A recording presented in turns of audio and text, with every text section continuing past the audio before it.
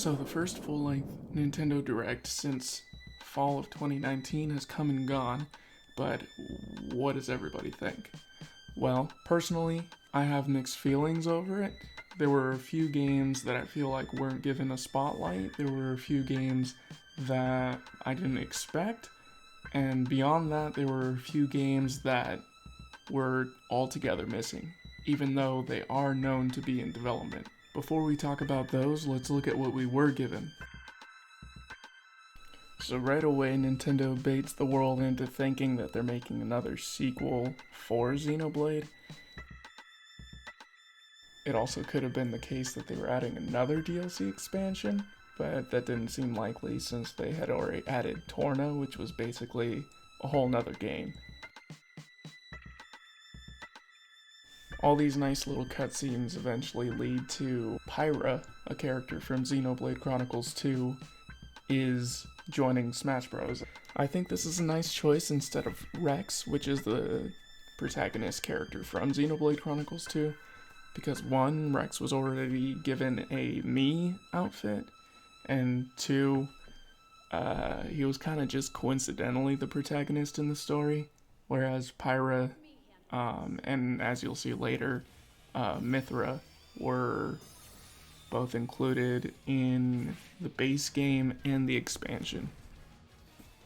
Then they go on to show the stage and that the original characters from Xenoblade Chronicles 2 are a part of it and show up in different capacities. This is followed by the final smashes, and yes, they have two of them depending on which character you're controlling at the time. After that, we get a little preview of the taunt. That's about it. After Smash Bros, they go off on a tangent and just talk about games that aren't meant to steal the show, and I'll just quickly outline which games they are right here. There are a bunch of third-party games that you might or might not be excited for. The Legend of Mana is co-op, so if you're looking for a co-op game, then that's it. Monster Hunter also looks nice. Then we have No More Heroes, which looks crazy. Then we have like a weirdly stylish game called Neon White by I don't even know who. I do really like how it looks though. More Plants vs. Zombies, some kind of DC game. And then we have Triangle Strategy from Square Enix, which I'm guessing from the look of it is a sequel to Octopath Traveler. Not in that it's related at all, but it's definitely by the same people. And I like a few of the ideas that they're going for in here, how your choices matter, and how you can influence what characters you recruit throughout the game. They released a demo for Triangle Strategy, and they also released a demo for Bravely Default 2. They also announced that 2 Famicom Detective Clubs are to be localized for the first time. And if you don't know, Famicom Detective Club is a very old game on the early Nintendo consoles. And they didn't continue with the series, but they are definitely on par with similar games like Phoenix Wright. Next up, we got what I consider one of the highlights of the Nintendo Direct, and it was a total surprise because I was not expecting anything like this. Mario Golf Super Rush. First up, they're talking about motion controls, but I think they're going to be really hard to get used to. But this is the interesting part. Speed Golf. So this is a mode where everyone's golfing at the exact same time, but you have to run up to your golf balls after you hit them and complete the course faster than your opponents. I think this adds a really nice layer to the Mario Golf games, and I think it would be really fun. Then we have the story mode, which actually looks really nice. It looks like they put a lot of work and effort into this. And a June 25th release date isn't that bad at all. Next up we have Metopia, which should just be a port, but if you look closely at it, it looks like they made a bunch of improvements to it, which is very strange, because it seems like they were phasing out Mii's, but now they're back better than ever.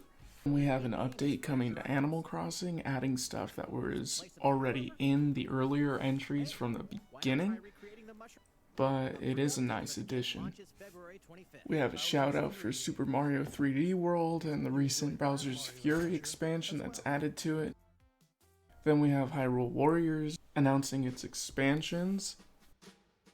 And then came the part where everybody's heart just broke at the same time. Eiji Onuma comes on screen and he tells everyone that they don't have anything to show for the new Legend of Zelda game, which everybody has been waiting for, and all the speculation pointed at, yes, of course there's going to be a new Legend of Zelda trailer at least. In my opinion, I think they should have put this announcement towards the front so people weren't expecting it, but at the end of the day, I'm not them, so I don't know what they're going through and I don't know what their plans are. While you're all waiting, however, this Legend of Zelda game will be coming to Nintendo Switch. Please take a look.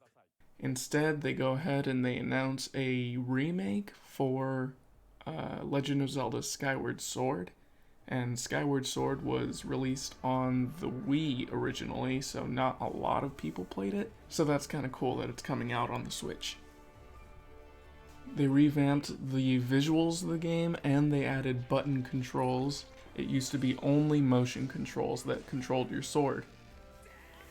This is cool because not everybody wanted to use motion controls in order to do one of the basic things that the game demands of you. And now you could just sit back and play the game without worrying about that.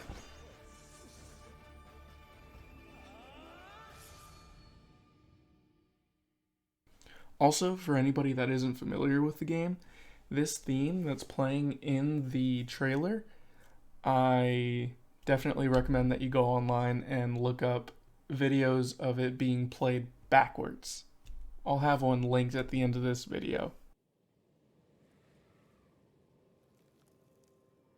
Lastly, we're shown this kind of desert landscape. And I had no idea what it was, but it looked a bit familiar to me. And it ends up being Splatoon 3. And this little sneak peek is pretty small, but they actually showcase a lot of new things that I'm going to be outlining in another video that's coming next. So stay tuned for that, like and subscribe if you want to see it. And that's it for the Nintendo Direct. So why did it feel kind of empty? Let me see.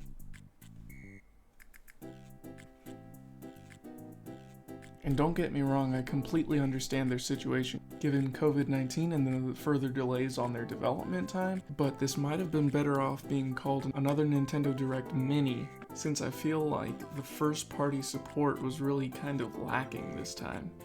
And I'm not comparing this to press releases in general, I'm comparing this to previous Nintendo Directs, where we were really blown away. Now, this might just boil down to really bad timing, because on the last Direct that they were able to do, they were able to talk about the new Pokemon coming out, they were able to talk about the new Animal Crossing coming out, and they even had a new Legend of Zelda coming out in the form of the Link's Awakening remake. Now, as far as Pokemon is concerned, Pokemon's 25th anniversary is happening this year, and they are planning to do their own press releases around February 25th, with their virtual concert aired on February 27th, and I will be covering all of that, along with more Pokemon Unite news in the coming days. So, tell me what you thought. What did you think of the Nintendo Direct? Do you think they did an okay job? Do you think that they should have called it a Nintendo Direct Mini? Or are you really looking forward to a lot of the titles that were announced in there? Anyway, let me know in the comment section below. Thanks for watching.